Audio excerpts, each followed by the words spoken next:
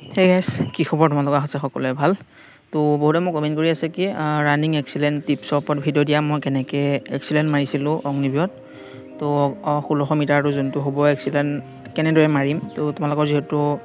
1600 metre হ'ব ন তো বহুতে কমেন্ট কৰি আছে কি তুমি কেনেদৰে এক্সিলেন্ট মাৰিছিলা কিমান টাইমৰ ভিতৰত সোমাইছিলা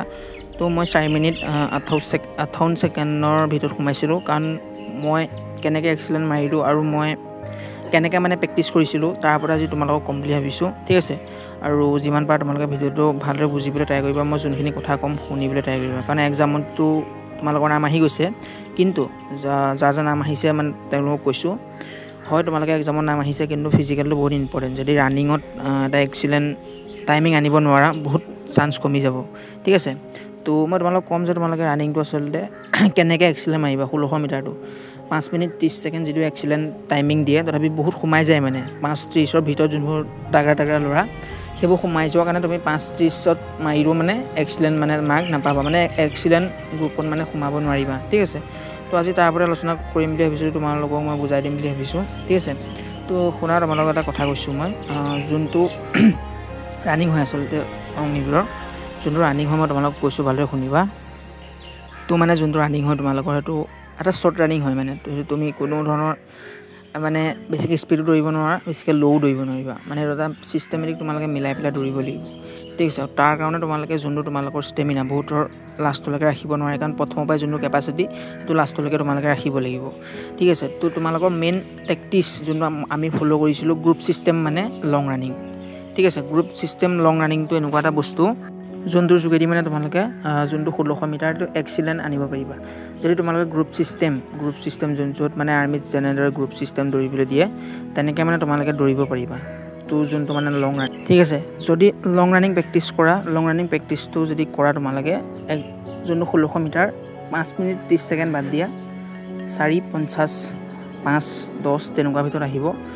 আৰামছে এটা এক্সিলেন্ট টাইমিং তোমালোকে লৈ আহিব পাৰিবা সেইকাৰণে তোমালোকে গ্ৰুপ ছিষ্টেম লং ৰানিং প্ৰেক্টিছ কৰা এসপ্তাহত 3বাৰ হ'লেও লং ৰানিং প্ৰেক্টিছ কৰিবা আৰু তাৰ মাজতে 1600 মিটাৰটো মাৰি চাবা কিমান টাইম আহিছে নিশ্চয় তোমালোকৰ অলপ ইম্প্ৰুভমেণ্ট দেখা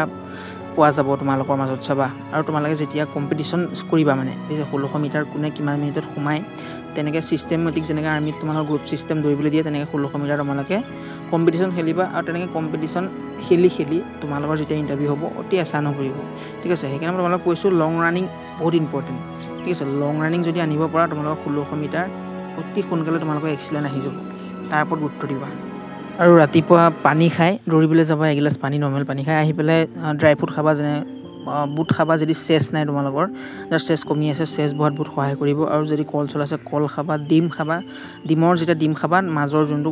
কোমল সেইটো পেলাই দিবা বাকী ডিম খাবা ঠিক আছে মানে ৰানিঙৰ পৰা আহি যিমান পাৰে তোমালোকে ড্ৰাই ফ্ৰুট খাবলৈ ট্ৰাই কৰিবা বেছিকৈ বুট খাবা বুট খালে তোমালোকে বহুত প্ৰটিন আছে বহুত আমিতো মানে বেছি পইচা নাই ন সেইকাৰণে বুট তিতাই থওঁ আৰু ৰানিঙৰ পৰা আহি বুট খাওঁ সেই কল চল আনি থবা কল চল খাবা ডিম চিম খাবা যদি গাখীৰ আছে ঘৰত গাখীৰটো বহুতৰ ঘৰত ওলায় গাখীৰ খাবা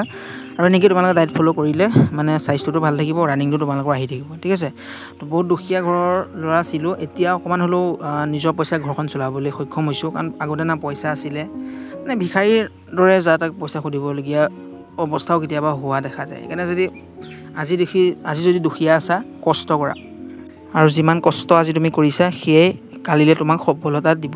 ঠিক আছে আৰু হয় সকলোৱে মিডল ক্লাছ ল'ৰাই আহে আজি কষ্ট কৰা কাইলৈ দিনত তোমালোকে সফলতা লাভ কৰিবা।